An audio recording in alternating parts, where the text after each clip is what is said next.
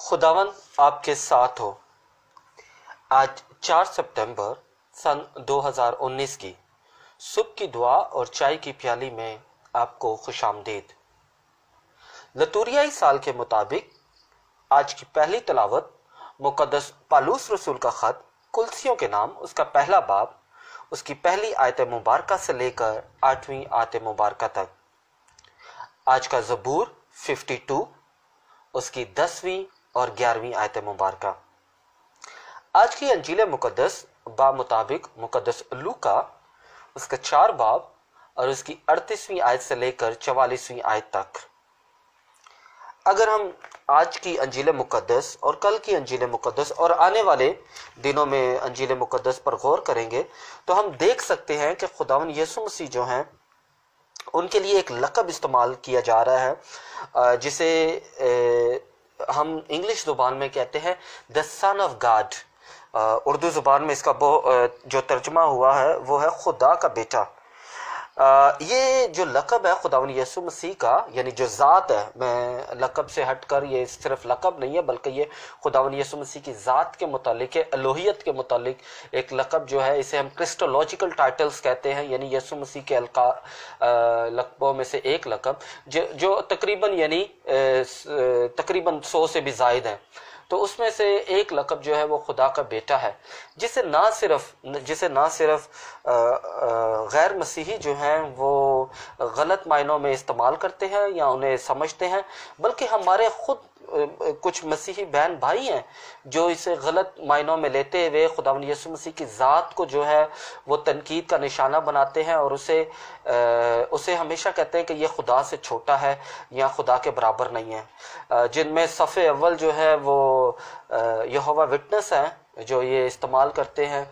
इसके अलावा और बहुत सारी खुद साख्ता कलीसियाएँ जो हैं वो इस्तेमाल करती हैं, और जो यहोवा विटनेस वाले हैं वो अमूमन ये एक आयत इस्तेमाल करते हैं जो मुकाशफा की अक़दस किताब, उसका 3 बाब और उसकी 14वीं आयत। आप मेरे साथ ज़रा कलाम को खोलें ताकि यहाँ पर हम देख सकें कि किस तरह जो है कलाम को इस्तेमाल करते हुए वो खुदावंद यीशु मसीह की अलौहियत को ना सिर्फ यहोवा विटनेस वाले बल्कि दूसरे जो मसीही हैं और गैर मसीह जो हैं वो इसे कम करते हैं। किस तरह? 3 बाब मुकाशफा की अक़दस किताब, उसका 3 बाब और उसकी 14वीं आयत में कुछ यूँ लिखा है कि जो अमीन और सच्चा और हकीकी गवाह है, यानी अमीन और सच्चा और हकीकी गवाह, ये खुदा की ज़ात के खूबियाँ हैं, इलाही सफ़ात हैं, और खुदा की यानी यही खूबियाँ जो है खुदावंद यीशु मसीह में भी पाई जाती है, और खुदा की खलकत की इब्तिदा है, यानी खुदा की खलकत की इब्तिदा है, क्योंकि वही इलाही सफ़ात जो है खुदावंद यीशु मसीह में पाई जाती है। तो इसलिए यहाँ पर जो लफ्ज़ इस्तेमाल इन्होंने, जो हमारे यहोवा विटनेस वाले या दूसरे जो खुद साख्ता कलीसियाँ हैं वो इस्तेमाल करती हैं, तो वो ये कहती हैं कि जी खुदा की खलकत है, यानी खुदावंद यीशु मसीह जो है वो खुदा की खलकत की इब्तिदा है। अब ये कैथलिक मसीहों के लिए कोई इतना बड़ा प्रॉब्लम नहीं होना चाहिए जब इस तरह की आयात जो हैं या इस तरह के आर्ग्यूमेंट जो हैं वो सामने आए, क्योंकि हम तो रोज़े अव्वल ही से इस तरह की बिदतों का जो है वो मुकाबला करते आ रहे हैं, और हमें फ़ख्र होना चाहिए कि हमारे खुदावंद यीशु मसीह ने जो कलीसिया कायम की, जो कलीसिया का इख्तियार मुकद्दस पतरस को दिया, हम उसी पर कायम हैं। क्योंकि पतरस ने क्या इकरार किया था? मेरे साथ कलाम को खोलें, मुकद्दस मत्ती की अंजील, उसका 16वां बाब और उसकी 16वीं आयत में क्या पतरस ने इकरार किया था? शमाउन पतरस ने जवाब में कहा कि तू अल मसीह है, जिंदा खुदा का बेटा। और इस इकरार के बदले में खुदावन ने उस पर क्या मेहरबानी की? खुदावन ने उसे क्या मिशन सौंपा? खुदावन ने उसे क्या फजीलत दी? खुदा ने उसे किस काम के लिए इस्तेमाल किया? खुदा ने उसे किस काम के लिए बुलाया? खुदा ने उसे किस काम के लिए भेजा? क्या लिखा हुआ है वहां पर 18वीं आयत में? और मैं तुझसे कहता हूं कि तू कैफा है और मैं इस कैफा पर अपनी कलीसिया बनाऊंगा। रोज़े अव्वल से खुदावंद यीशु मसीह ने जो कलीसिया पतरस पर बनाई है, हम रोज़े अव्वल से उस कलीसिया में कायम है, और हम इस चीज़ का इकरार करते हैं कि खुदावंद यीशु मसीह जो है वो जिंदा खुदा का बेटा है, जिंदा खुदा का बेटा। और ये बिदतें जो हैं आज जो हम देखते हैं अपने इर्द गिर्द, हमारे खुद साख्ता पास्टर हजरात और बिशप साहिबान बाइबल से निकाल निकाल कर आयतें कहते हैं कि देखें जी, बाइबल में ये लिखा हुआ है कि यीशु खुदा का बेटा नहीं है, यीशु खुदा से छोटा है, उसके पास ये नहीं है, उसके पास वो नहीं है। ये बिदतें तो हम पहली सदी में भी हमें मिली हैं, ये बिदत तो हमें तीसरी सदी में भी मिली है। या क्योंकि हमारे पास इतना वक्त नहीं होता, क्योंकि ये क्लिप जो है, ऑडियो क्लिप हम देख सके इसे, बट एनीवे ये रोज़े अव्वल से चलती आ रही हैं, तो हमें घबराने की ज़रूरत नहीं है कि जी ये जो कलाम है वो खुदावंद यीशु मसीह के ख़िलाफ़ है। नहीं, क्योंकि जो इब्तिदा में यानी मुकाशफा की अक़दस किताब, उसका 3 बाब 16वीं आयत में जो लफ्ज़ इस्तेमाल किया गया है, ग्रीक यानी यूनानी ज़ुबान का लफ्ज़ इस्तेमाल हुआ है, आर्चे, ARCHE, यानी ये यूनानी ज़ुबान का जो लफ्ज़ है, वहाँ पर जो तर्जुमा उर्दू ज़ुबान में हुआ है वो है बिगिनिंग, मगर इसका जो दूसरा तर्जुमा है वो है सोर्स, यानी सोर्स का मतलब है कि एक ही सोर्स से यानी एक ही बुनियाद से निकले हुए, और जिसका यही लफ्ज़ जो है आर्चे, ये इस्तेमाल हुआ है मुकाशफा की अक़दस किताब में ही। और उसका हवाला मैं आपको देना चाहूँगा, आप मेरे साथ कलाम को खोलें, मुकाशफा की अक़दस किताब, उसका 21वां बाब और उसकी 6वीं आयत, यही लफ्ज़ इस्तेमाल हुआ है आर्चे। और वहाँ पर क्या लिखा हुआ है, और उसने मुझसे, मैं अल्फ़ा और ओमेगा यानी इब्तिदा और इंतहा हूँ, यानी इब्तिदा और इंतहा। कौन है इब्तिदा और इंतहा? अब यहाँ पर सवाल ये पैदा कि यीशु मसीह कौन है, यानी हमारा खुदावन यीशु मसीह निजात दहिंदा, क्या वो वाकई खुदा है जिस पे हम यकीन करते हैं कि जी ये खुदा का बेटा है? क्या वो बेटा यानी बेटा उस सेंस में है जिसे हम इंसानी सेंस में लेते हैं कि जी खुदा की कोई खुदा माफ करे कि जी खुदा की कोई बीवी है या कुछ इस तरह? नहीं, बिल्कुल ऐसा नहीं है, बल्कि आर्चे है, यानी एक ही सोर्स से निकले हुए। और एक ही सोर्स से निकले हुए किस तरह हम देख सकते हैं कि खुदावंद यीशु मसीह जो है वो खुदा है? हम ये नहीं कहते कि वो कम है, बल्कि वो खुदा है। किस तरह खुदा है? आए मेरे साथ कलाम को खोलें, मुकद्दस यूहन्ना की अंजील, उसका 1 बाब और उसकी पहली 3 आयतें देखें। वहां पर क्या लिखा हुआ है? पहली आयत में लिखा हुआ है, इब्तिदा में कलमा था और कलमा खुदा के साथ था और कलमा खुदा था। पहली आयत। अब हम पहली आयत को जहां पर लफ्ज कलमा है वहां पर हम यस्सु लगा देते हैं, तो क्या होगा? क्योंकि कलमा जो है वो यस्सु है। क्या है? अगर आप इसे थोड़ा सा और पढ़ना चाहते हैं, आप 14वीं आयत को पढ़ लें कि अगर वजाहत हो जाएगी। और कलमा मुतजस्सद हुआ और हम में सकूनत पजीर हुआ और हमने उसका जलाल देखा, यानी कलमा जो है वो खुदावन यीशु मसीह है। तो लिहाजा हम पहली आयत में लफ्ज कलमा की जगह जो है हम उसे यीशु में तब्दील कर दे। तो अब दोबारा पढ़ेंगे, लफ्ज यीशु इस्तेमाल किया जाएगा वहां पर। इब्तिदा में यीशु था और यीशु खुदा के साथ था और यीशु खुदा था। हमारा निजात दहिंदा जो है वो तो रोजे अव्वल से है।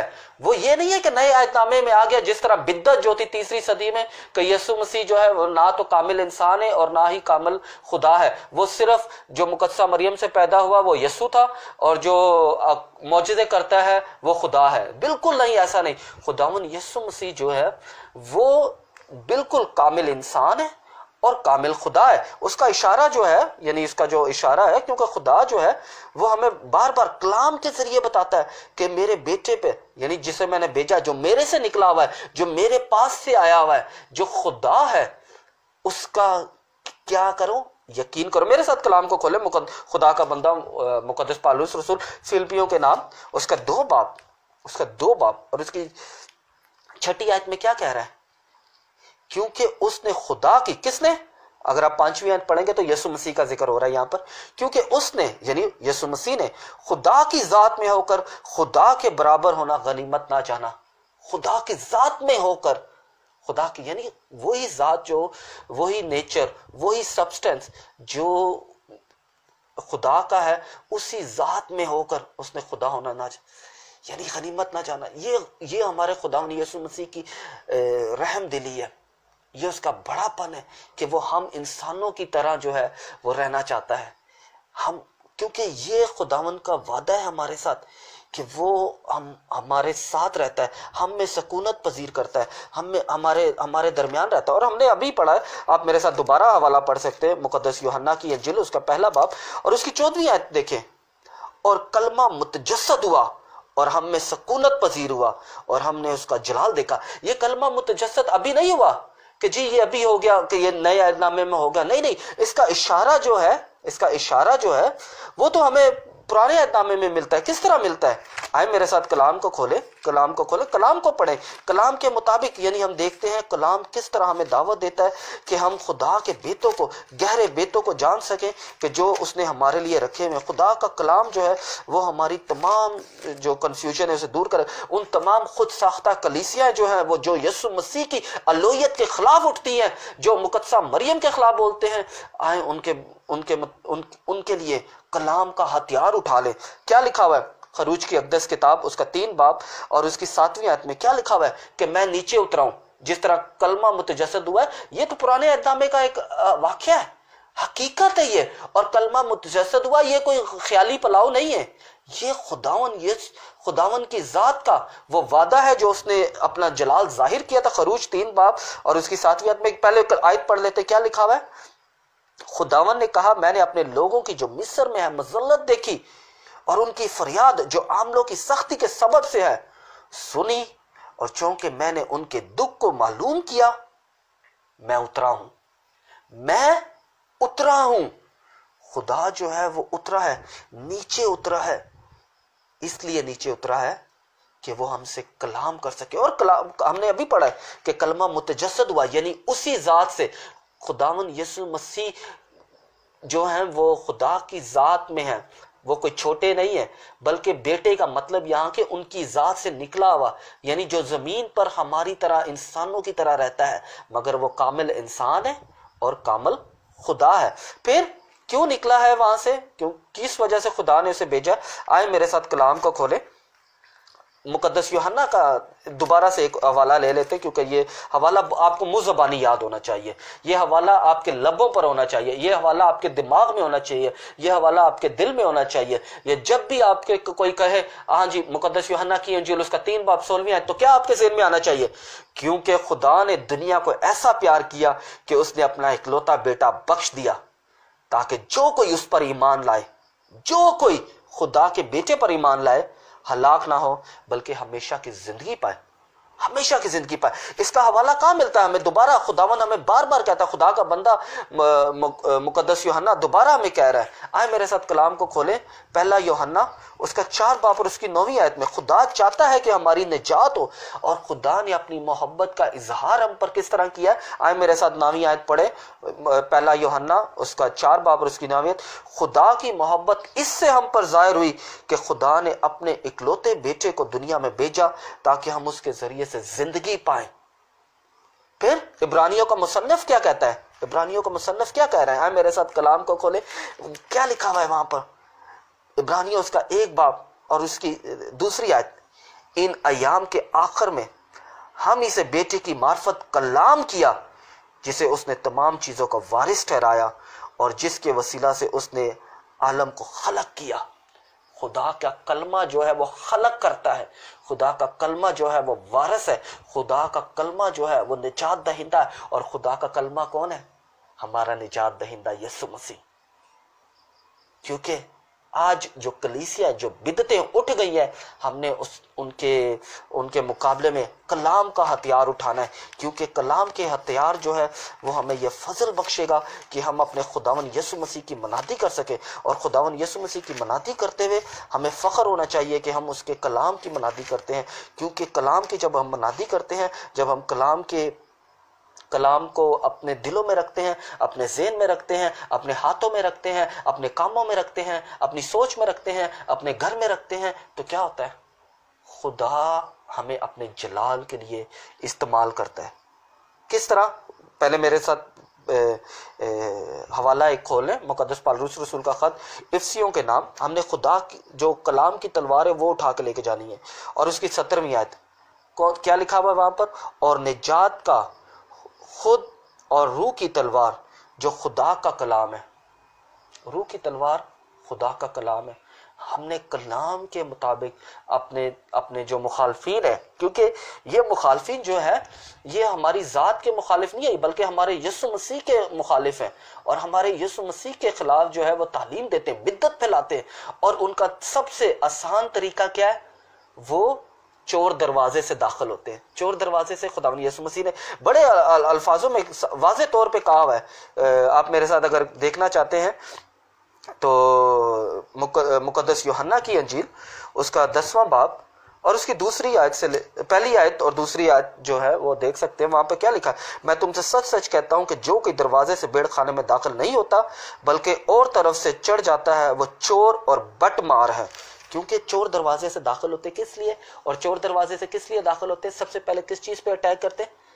खुदावन यीशु मसीह के उन लोगों के लिए जो उसके साथ रहे थे। सबसे पहले मुकद्दसा मरियम पर तनकीद करते हैं कि जी ये ऐसे है, फिर रसूलों पर आते, फिर मुकद्दसीन पर आते हैं, क्योंकि अगर वो डायरेक्ट खुदावन यीशु मसीह पे आएंगे तो हमें पता चल जाएगा। इसलिए चोर दरवाजे से दाखिल होते हैं और इस तरह जो है वो हमारे ईमान को कमजोर करते हैं। मगर हमारा ईमान जो है वो इन चीजों से कमजोर नहीं होगा, क्योंकि हम जिंदा खुदा के बेटे पर, उसी खुदा के बेटे पर यकीन करते हैं जो आया है, जो खुदा की जात से निकला है। और वो खुदा से कमतर नहीं है बल्कि खुदा के बराबर है, खुदा की जात से निकला हुआ है। इसलिए हम कहते हैं कि खुदा का बेटा है। जब बदरूओं ने ये चीज देख ली कि ये हमें बाहर निकालेगा, ये हमें खत्म कर देगा, ये हमें दोज़ख में डाल देगा, तो इस वजह से क्या होता है? वो घबरा जाते हैं और कहते हैं कि ये काम तो सिर्फ खुदा कर सकता है, सिर्फ खुदा जो है वो ये काम कर सकता है। और इसीलिए क्या होता है?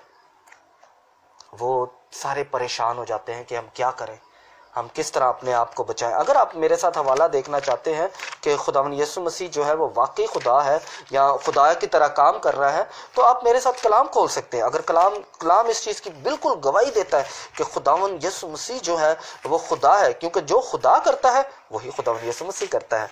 और खुदा की ज़ात में खुदावंद यीशु मसीह ने हमें फजल बख्शा है कि हम उसके कलाम के मुताबिक अपनी ज़िंदगी को गुजार सकें। किस तरह? आप मेरे साथ, क्योंकि खुदा जो है वो सिर्फ गुनाह माफ करता है। इशाया इस चीज का इकरार कर रहा है। आप मेरे साथ कलाम को खोलें, इशाया उसका 43वां बाब 43 और उसकी 25वीं आयत में क्या लिखा हुआ है? मैं वही हूँ जो अपनी खातिर तेरे गुनाहों को मिटाता हूँ। खुदावन यहाँ पर अपने बंदा इशाया से बात कर, और तेरी खताओं को याद ना करूंगा। खुदा जो है वो हमारे गुनाह माफ करता है। अब यहाँ पर यह हवाला हमें कहां पर मिलता है? आप मेरे साथ कलाम को खोलें, मुकद्दस मरकज की अंजील उसका 2 बाब। कलाम से हटकर कोई चीज नहीं है, क्योंकि कलाम जो है वो हमें बताता है कि हम किस तरह खुदावंद यीशु मसीह के बातों पर, कामों पर अमल करते हुए हम उस पर यकीन कर सकते हैं, क्योंकि वो हमें निजात बख्शता है। आप मेरे साथ मुकद्दस मरकज की अंजील उसका 2 बाब और उसकी 10वीं आयत को देखें। बस ताकि तुम जानो कि इब्ने इंसान जमीन पर गुनाहों का माफ करने का इख्तियार रखता है। उसने उस मफलूज से कहा, और 11वीं आयत, मैं तुझसे कहता हूं कि उठ, अपनी चरपाई उठाकर अपने घर चला जा। और वो उठा और फौरन चरपाई उठाकर उन सब के सामने बाहर चला गया। खुदावंद यीशु मसीह जो है वो खुदा है, तो लिहाजा ये खुद साख्ता कलीसिया है। ये बिल्कुल इसी तरह जो आज हमने बदरू के बारे में पढ़ा कि ये इनकार करती हैं कि ये खुदा का बेटा नहीं है, ये बिल्कुल उसी तरह है जो आज की बदरुएं कर रही हैं कि इनकार करो।